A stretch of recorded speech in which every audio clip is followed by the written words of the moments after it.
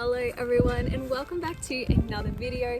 So obviously I'm out here looking hella fashionable in my raincoat on the sand dunes, and that is because unfortunately I'm off to a little bit of a rainy start to my Cape York camping adventure. So at the moment I'm actually on top of the big coloured sand dunes overlooking Elim Beach. Now my campground is, let me see, down that way somewhere. But basically I'm going to spend a few nights camping here in Elim Beach. Now if you haven't heard of Elim Beach, neither had I previous to this, but basically it's a really beautiful spot and it's actually just up the coast or just north of Cooktown. Okay, so now that I have actually kicked off my camping adventure, let me show you around real quick. So this is obviously Elim Beach that I'm actually on at the moment. There are some beautiful sand dunes here. I just want to show you them quickly because they are the real icon of this beach. It's very similar to Rainbow Beach. They just have these stunning colors all through them. You've got the reds, yellows, whites, blacks, all those beautiful colors. Obviously that orange sand you can see all the way through is just stunning. Now unfortunately I do have pretty bad weather at the moment, as you guys did just see, but it's still a really beautiful spot, and I do have a few days here where I'm going to be taking you through basically all of what you can do in Elim Beach and Cape Bedford. But I think this is the best spot to start on the sand dunes, seeing as it is probably the main reason a lot of people come here is basically to 4-wheel drive on the beach. Now obviously at the moment I have just walked up here. As you've seen, I've been sitting in the rain on the dunes, but I'm about to walk back down to my campground, so I just want to give you a quick little look around there. Okay, so this is my campground, camping right down on the water, obviously people there, my little car up here, a few more campers in tents and bits and pieces. It's a little bit later now, so there's a few little campfires going on, but absolutely beautiful spot just right on the water here. I haven't got any mozzies yet, thankfully. But no, absolutely beautiful spot. Now getting to the campground is not particularly difficult. It is worth noting though that there is a dirt road into the campground, and just in weather like this it can be a little bit slippery. I did take my 2-wheel drive there, but guys, if you have a 4-wheel drive, it is absolutely an awesome location to bring it. You can 4-wheel drive on the beach. You do need not necessarily a permit, but you need to either be staying at the campground or get permission from the campground. It's only about $10 to be there, so really not much of a problem to do at all. But otherwise you can drive Cape Bedford. That's all 4-wheel drive tracks as well, which I'm going to be getting to in the next section of this video. I think that is an awesome spot to go driving, but guys, you will need a 4-wheel drive to be there. So this is just a quick look at the road in still, obviously totally doable, but do be aware of the weather. I think that is one of the reasons, unfortunately, that a lot of people do give this area a miss. It's just not very well known, and I think it really should be, because it was one of my absolute favorite spots around this area. I think one that's definitely worth visiting. So basically all I did for day one was just look at these beautiful sand dunes and get myself sorted, ready to camp, ready for day 2 to go look around Cape Bedford. Now day 2, again, obviously kicked off from my campground. I did have a few nights camping here, and it's a really good base to get yourself either out to Cape Bedford or out to the sand dunes. So you can have campfires here, all sorts of different things. There is lots of different area to set up, so no matter what your actual setup is, there should be plenty of room for you. Everyone there had anything from basically camper trailers to swags, so a whole mix, but I'm pretty sure everyone else in the area was a 4-wheel drive. As I mentioned, it was an ideal spot for it.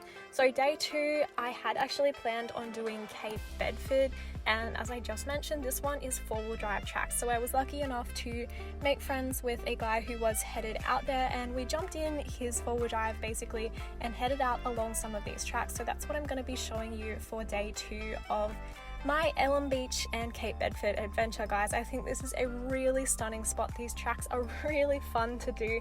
Obviously not somewhere you would take a 2-wheel drive, but really good and really worth doing. Now there had been a lot of rain, unfortunately, when I came through, so it was very muddy.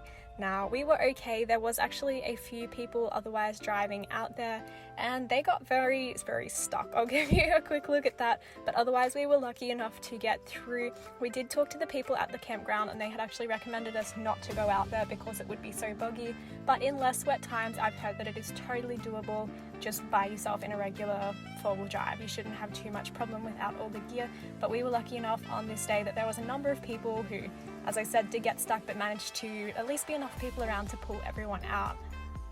Now, once we did get through the muddy stuff, you will find that there are basically tracks going everywhere. There is not just one main track that you follow and it takes you to your destination. You can actually go all over the place. So some of the tracks lead to the beach, some of them lead up onto hills which give you a great lookout over the ocean, and some of them lead to the very end point of Cape Bedford Mountain.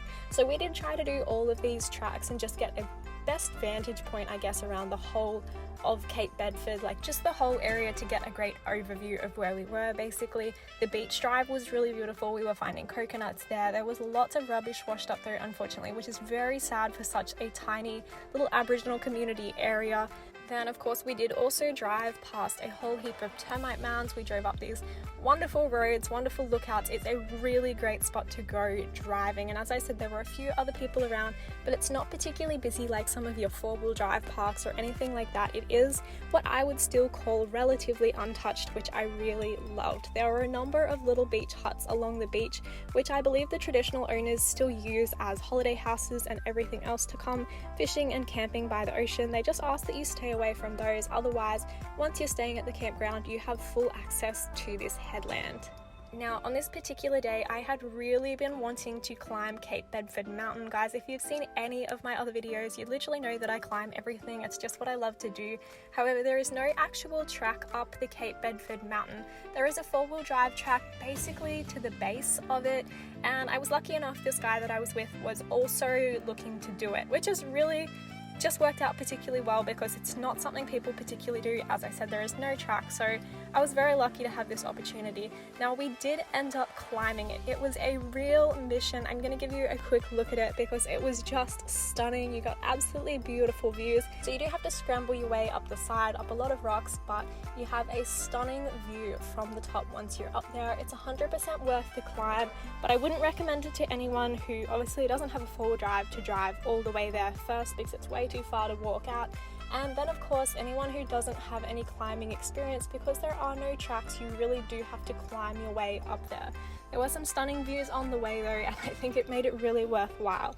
Of course, you also had a whole heap of wildflowers, of different plants and animals and everything, which just made it a really unique landscape. Because it's not somewhere there's a heap of people walking, it was really beautiful and really unique to see.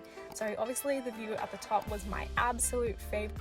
It was gorgeous up there, but the whole experience was a really good one. I would really recommend it if you are personally up for it. Then after all that driving, I think that brings us to the end of day 2. Now, of course, I was camping for a couple of days.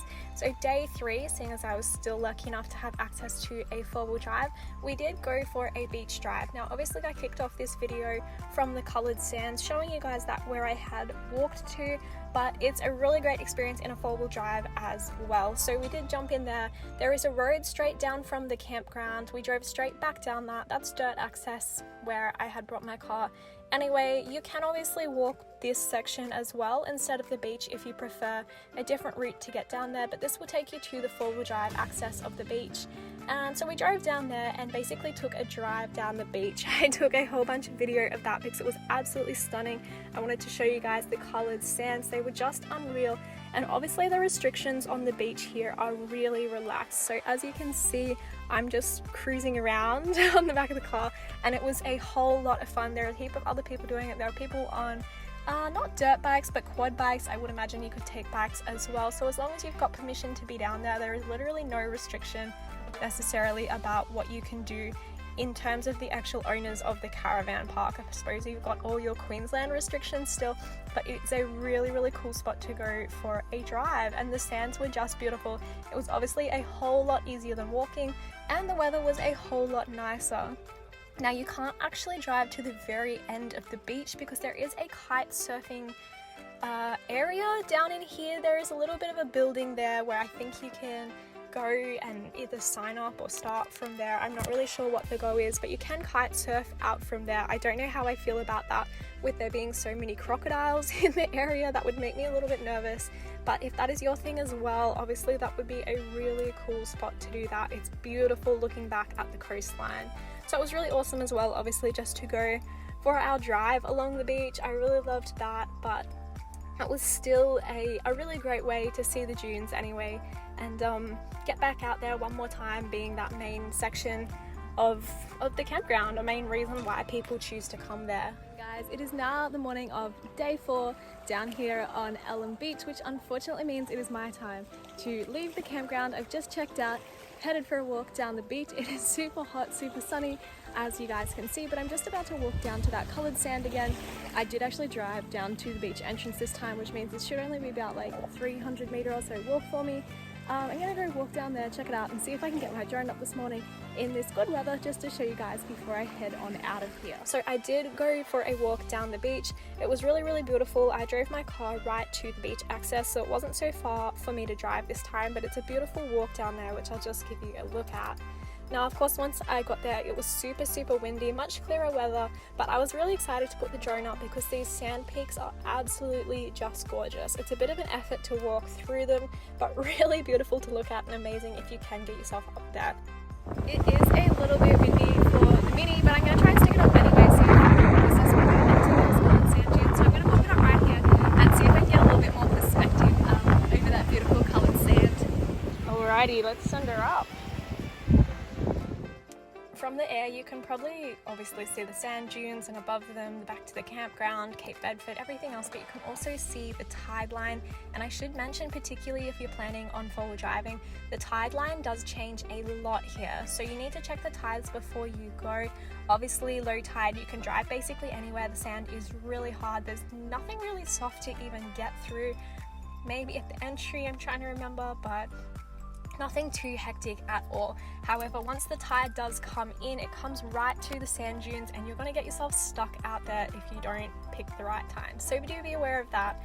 But yeah, this was that final look at the sand dunes that I had. I really loved it, and it really was just a gorgeous way to end the trip there. And that basically brings me to the end of my time in Elim Beach, unfortunately. I did have a really beautiful time. You probably could have spent longer there, but I feel like with the amount of time I had, I was actually very lucky to have obviously been able to do the walks, the 4-wheel driving, the camping, have a fire, go for a hike, sit on the beach, look for coconuts, like everything that you could want to do there. I feel like I did reasonably well. If you've got any other suggestions yourself, or you've been there or recommend anything else, I would love to hear it from you guys. But this is what I would recommend for your time. I would recommend you do camp for at least 2 nights. I would recommend you absolutely bring a 4-wheel drive or go with people that have one. I would do the beach walk, but I would also make sure you do some of the 4-wheel driving out in Cape Bedford. And then, of course, if you are up for it, climb Cape Bedford Mountain. So once again, guys, I do thank you for joining me on this little camping adventure. From here, I will actually be heading further north to hopefully see some more of the Cape York Peninsula and sharing that with you where I can. But for now, guys, if you do have any questions or comments, do feel free just to leave them down below and I will help you out or get back to you wherever I can there. But otherwise, I will catch you all in a video very soon.